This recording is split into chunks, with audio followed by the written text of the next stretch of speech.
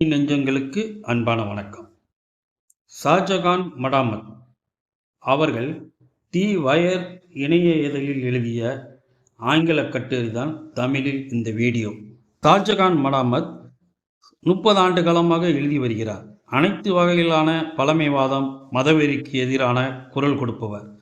கேரள மாநிலத்தைச் சார்ந்த இவர் மலையாளம் மற்றும் ஆங்கில எழுத்தாளர், கலாச்சார விமர்சகர்.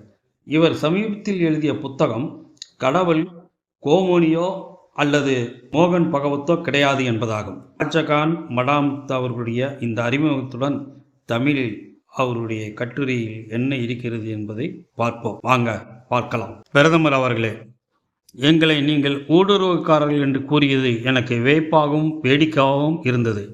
ஏனெனில் எனது தந்தை, தாய் அனைவரும் இந்திய விடுதலை போராட்டத்தில் ஊடுருவல் செய்தவர்கள் ஆவார்கள். எதர்ச்சியாக நான் ஒரு முஸ்லிமாக இருக்கிறேன். நான் ஒரு இந்திய குடிமகன்.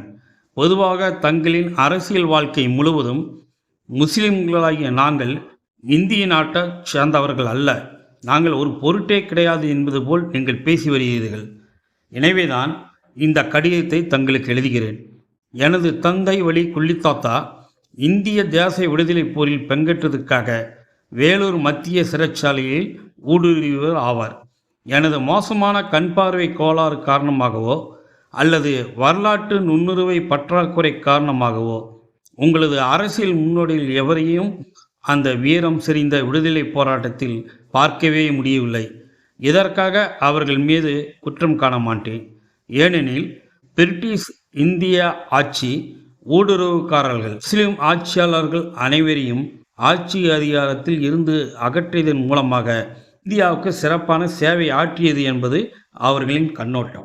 இதற்காகவும் ஆங்கில அரசு மிக திறமையாக இந்தியர்களை பிரித்தாளும் கொள்கையை செயல்படுத்தியதற்காகவும் இதனால் எதிர்காலத்தில் நீங்கள் எழுச்சியை பெற்று வெற்றிகரமாக ஆட்சி அதிகாரத்தை கைப்பற்ற வழி அமைத்ததற்காகவும் பிரிட்டிஷ் அரசை நீங்கள் போற்றுகிறீர்கள். இன்னொன்றையும் சொல்லிக் கொள்கிறேன். எனது பெற்றோர் 3 குழந்தைகளை பெற்றார்கள். அடுத்து நான் ஒரே ஒரு பெண் குழந்தையை பெற்றேன். இது நிச்சயமாக மிகப்பெரிய வளர்ச்சி என்று ஒப்புக்கொள்வீர்கள். குறிப்பாக எனது தாத்தா 5 குழந்தைகளை பெற்றவர் என்ற முறையில் 5லிருந்து 3, 3லிருந்து 1 என எல்லா இனப்பெருக்க அளவுகோல்களின்படி பார்த்தாலும் இது நிச்சயமாக முற்போக்கான வீழ்ச்சித்தானே.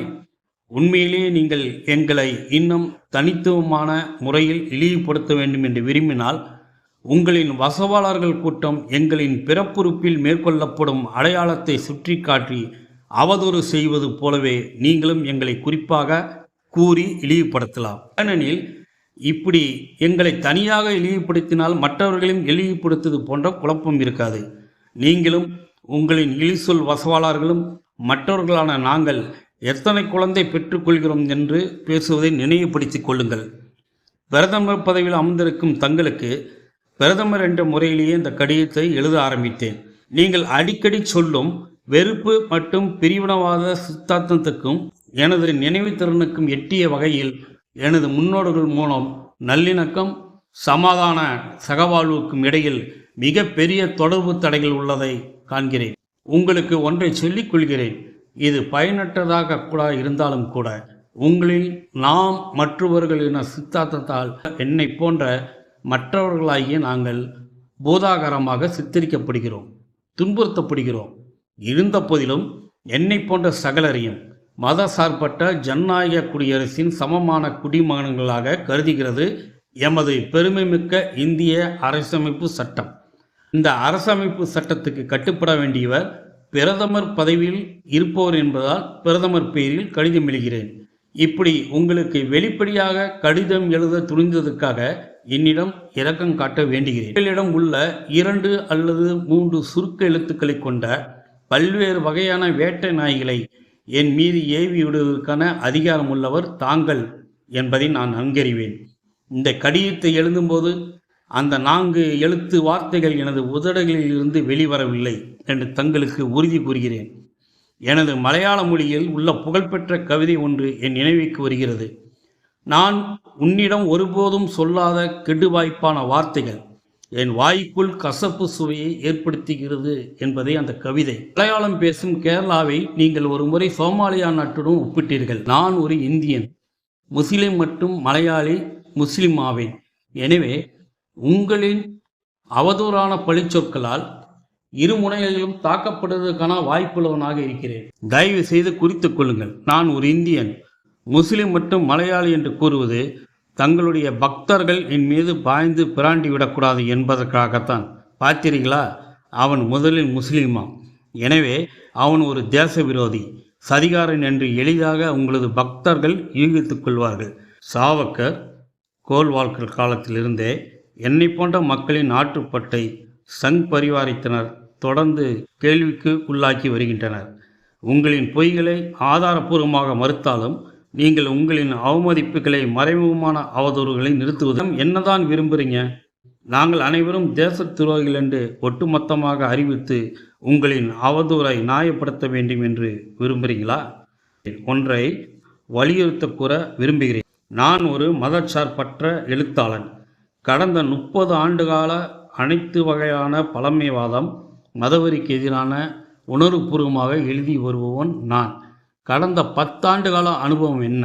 நாங்கள் 2ஆம் தர குடிமக்களாகவும் ஊடுருவல்காரர்களாகவும் இந்துக்களுக்கு மட்டுமே உரிய செல்வ வளங்களை, வாய்ப்புகளை கொள்ளையடிப்பவர்களாகவும் குற்றம் சாட்டப்படுகிறோம்.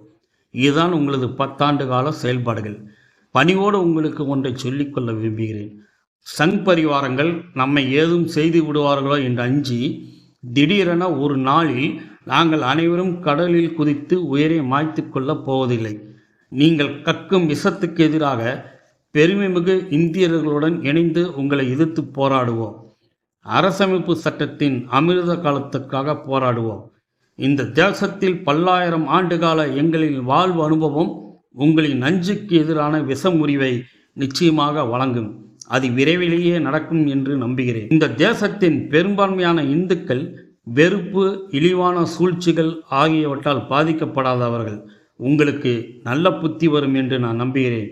அதற்காக இறைவனிடம் வேண்டுகிறேன். இப்படிக்கு தங்கள் உண்மையுள்ள ஸ்ரீ நாராயண குருவின் மண்ணிலிருந்து ஓர் இந்திய முஸ்லிம்.